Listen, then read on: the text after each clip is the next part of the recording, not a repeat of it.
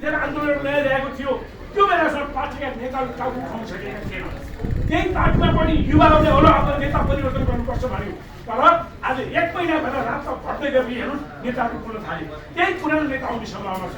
त्यसैले आज यो देशलाई बचाउनुको लागि यो देशलाई युनिको लागि अब हिजो प्रतिशतको राजनीति नगरौँ। अब जेन लगायत उनीहरू मिलेर यी जेनजी भनेको त 28 वर्ष मुनि हो नि। अब जेनजीको आन्दोलनले ल्याएको परिवर्तन हो। जेनजी भन्ने होइन युवा पुस्ता नयाँ पुस्ता भन्नुभयो।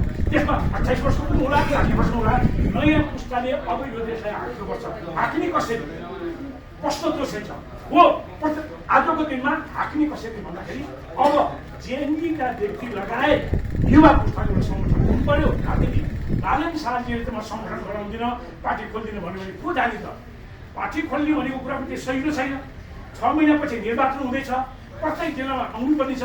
त्यसैले भएका युवा पार्टीहरू छ भने हुनसक्छ राष्ट्रिय स्वतन्त्र पार्टीमा नयाँ रूपान्तर गर्न जाने थिए। बढी चाहिँ अब चाहिँ सिके प्रसाद के अरे अर्को चाहिँ व्यक्ति छन् तलाईमा भएको सिके राउत जस्ता व्यक्ति भन्नु के अरू को हुन्छ? युवा पुस्तालाई चाहिँ यदि आफू समय दिनु भने भोलि त चुनाव त समूहगत पार्टीगत रूपबाट हुन्छ। यी युवा कहाँ जाने त?